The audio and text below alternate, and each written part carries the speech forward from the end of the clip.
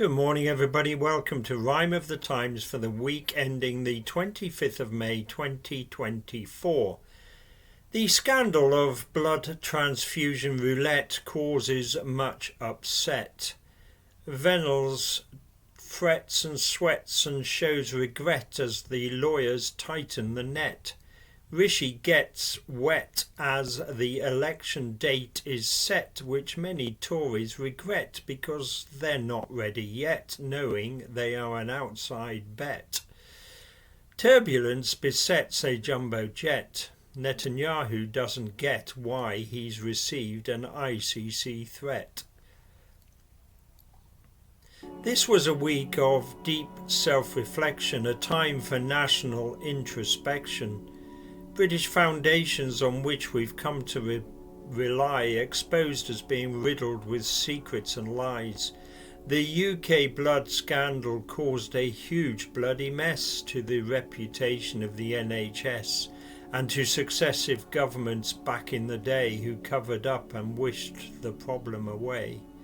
Until 2016, when the PM Theresa May accepted that things had not been okay.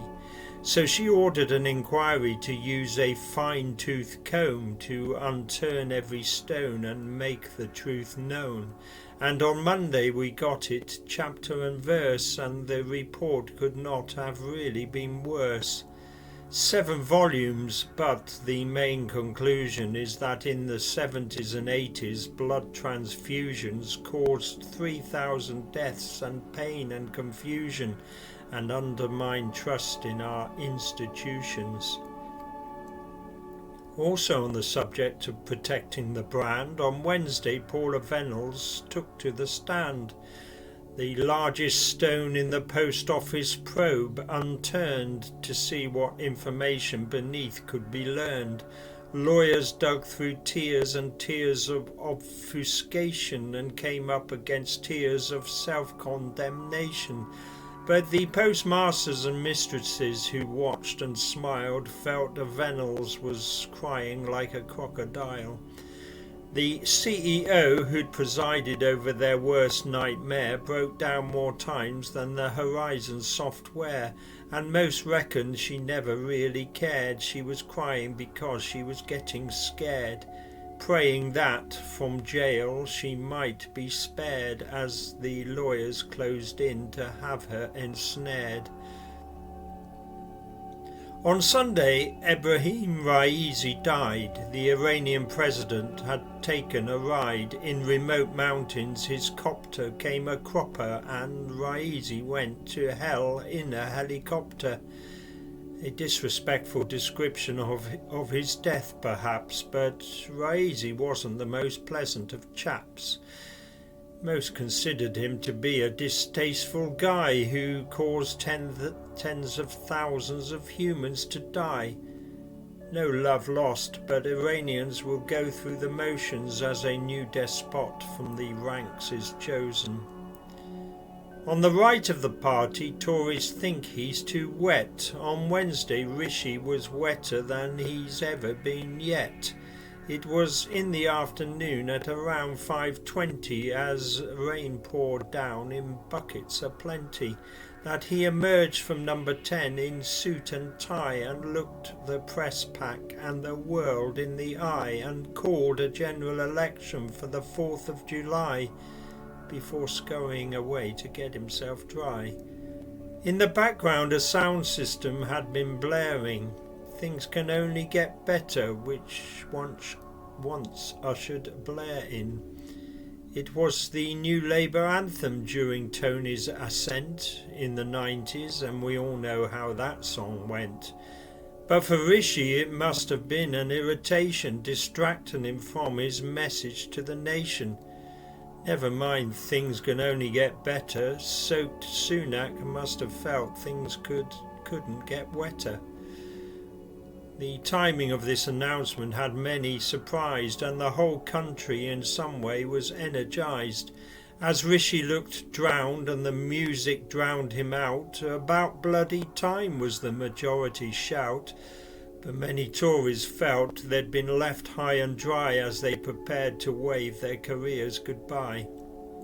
More than 70 have already given up the fight and in one way or another have taken flight. To that list on Friday was added a big hitter as Michael Gove became the latest Tory quitter. The name Craig McKinley most hadn't heard until this week when we heard of what had occurred last year on September the 23rd, a day that was as scary as it was absurd. The 57-year-old Conservative MP was a model of good health and normality when out of the blue he suddenly fell ill. Sepsis had struck him and was ready to kill. An induced coma somehow managed to save him. Doctors rescued his body but not his 4 limbs. On Wednesday there was rare House of Commons consensus as all sides cheered him back to the backbenches. But the announcement later that day from Sunak meant this was to be the briefest of comebacks. With so much catching up in such a short time, Craig's head ruled his heart and he chose to resign. On Tuesday, on a flight to Singapore, passengers got more than they bargained for. They hit the ceiling and they hit the floor. They were flung across the plane from window to door. This type of flying they had not expected. With seatbelts unfastened, they were unprotected. That Singapore Airlines jumbo jet cabin became a scene of screaming, crashing and grabbing. Severe turbulence had caused the airline to drop and a British pensioner's heart to stop. Jeff Kitchen from the UK was on his way with his wife on a 6-week holiday. The 73-year-old was soon pronounced dead, while many others ended up in a hospital bed. On Tuesday the ICC teeth were bared, but they didn't have Netanyahu scared. The impotence of their arrest warrant was crystal clear, just as when Putin received one last year.